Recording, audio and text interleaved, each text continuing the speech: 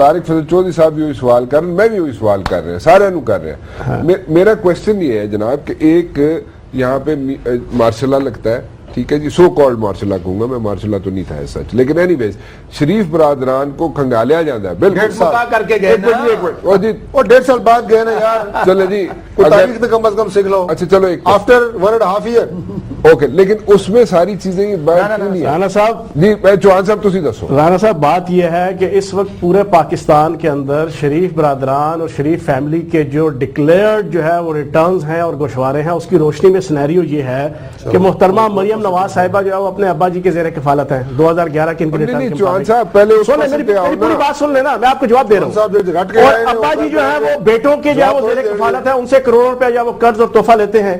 بیٹے جو ہے وہ ابا جی کی کرپشن کے زیر کفالت ہے, اور عوام جو ہے وہ ورلڈ بینک اور IMF کے زیر کفالت ہے. یہ عجیب گورکھ دھندا جو ہے وہ نون لیگ کی جو ہے اس حکومت کی چھتری تلے زیر کفالت کا وہ بنا ہوا ہے.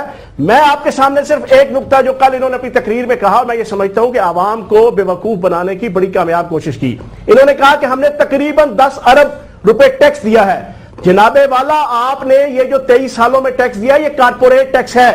کارپوریٹ ٹیکس جو ہوتا ہے وہ انڈائریکٹ ٹیکس ہوتا ہے جو کنسیکوینٹلی عوام کی جیبوں سے جاتا ہے اور واپس جو ہے وہ اسی ساہوکار کے یا صنعتکار کے یا فیکٹری آنر کی جو ہے وہ جیبوں میں اور تجوریوں میں واپس آ جاتا ہے. یہ ڈائریکٹ ٹیکس نہیں ہے, یہ انکم ٹیکس نہیں ہے, یہ ویلتھ ٹیکس نہیں ہے. تو آپ اپنے کارپوریٹ ٹیکس کو جو ہے وہ 10 ارب شو کر کے لوگوں کو بتانا چاہ رہے ہیں کہ یہاں پہ ٹیکس دیا, یہ آپ پہ ٹیکس نہیں دیا, یہ عوام نے ٹیکس دیا ہے. اور دوسری چیز یہ ہے, اب آپ مجھے ایک چیز بتائیں, آپ میاں نواز شریف صاحب کی بات مانیں گے کہ آپ جو ہے حسن نواز اور حسین نواز صاحب کی بات مانیں گے؟ کل ایک نیا جو ہے وہ پنڈورا باکس کھل گیا.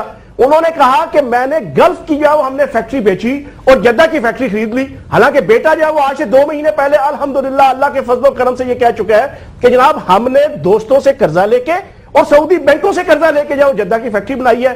جناب والا مرض بڑھتا گیا جو دوا کی, یہ جتنا بولیں گے اتنا پھنسیں گے, کیونکہ یہ سر سے لے کے پاؤں تک وہ بچپن کے اندر ایک ہم کھیل کھیلتے تھے نا, ہرا سمندر گوبھی چندر بور میری مچھلی کتنا پانی, اتنے پانی تک آ چکے ہیں, اتنے پانی تک یہ ڈوب چکے ہیں. اور میں یہ سمجھتا ہوں کہ اب جو ہے ڈنڈے والی سرکار, ایک بار آخری بات کروں گا, آخری ڈنڈے والی سرکار آئے گی تو چپاکی جمعرات آئی ہے, جرا آگے پیچھے دیکھے اسی شامت آئی ہے والا, جب تک ماحول نہیں بنے گا یہ لوگ سچ بھی نہیں بولیں گے اور یہ لوگ سدھریں گے بھی نہیں.